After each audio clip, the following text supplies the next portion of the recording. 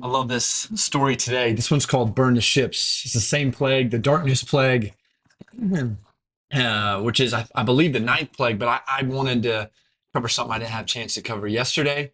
Here's the verse 26. Hope you're doing well today. Hope you feel encouraged from today. Our livestock too must go with us. Not a hoof is left behind. That's the Burn the Ships title. That's where that came from. We have to use some of them to worship the Lord our God. And until we get there, we'll not know what we are to use to worship the Lord our God. This is the ninth plague. We're coming down to the wire here. And we've seen destruction after destruction after destruction of Egypt and the anger of Pharaoh, the most powerful man in the world, rising. But Moses says, every last must go. Talk about some boldness. Talk about some faith in the creator of the universe. Moses' faith overwhelmed his insecurities in himself. Therefore, he got to be a part of the miraculous.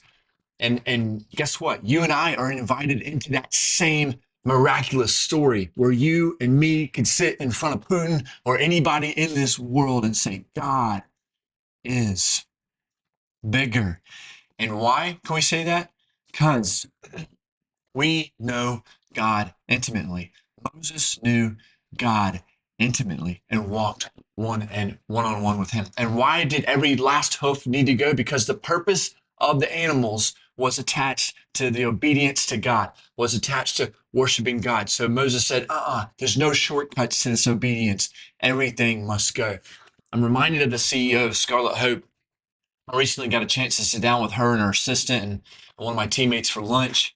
And at 23 years old, she was called into the strip clubs where she was at.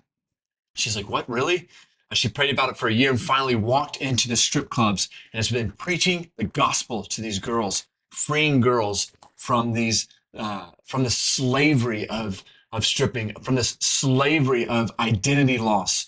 And she's been doing this for decades. She's in 10 cities around the world year to date. She's now 40 years old. She's a tall, blonde girl. And the danger that she walks into doesn't matter. She knows her creator. She walks intimately with her creator.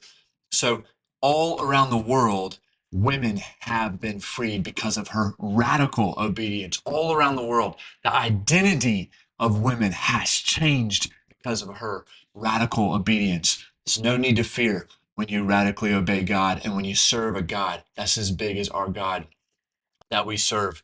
Moses and Rochelle from Scarlet Hope had every bit of reason to back down. And I'm here to tell you today that I would be the one that says, hey, man, Pharaoh, you told me I could go, but I'll find animals and we'll figure the worship thing out. Because Moses or Pharaoh said, hey, Moses, you can go, man. Just leave your herd. Moses says, every hoof must go. Here's how I'm going to apply this to my life today and hope you will join me in this challenge. James 1, verse 22 says this, do not merely listen to the word and so deceive yourself. Do what it says. Do what it says. Shortcuts to obedience, lack of effort to obeying God, all have to do with you not knowing what the Bible says, with you not pursuing God. And as a result, it leads to your own self-destruction and insecurities. So this goes against us, fellas and ladies. This goes against us.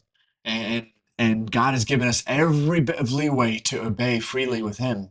And the cool thing about obedience is it actually frees us up, like an athlete walking in the boundaries of a beautiful football game or basketball game.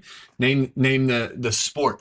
When they live in the boundaries, it's actually a beautiful sport to witness. If there was no boundaries or rules, it'd be straight chaos. But want to see a miracle? Want to walk through the Red Sea? Want to serve a creative, a massive, powerful creator like God in this universe? Obey everything he's told you. Ask God to help you walk according to his word. That's the practical challenge. Go and do.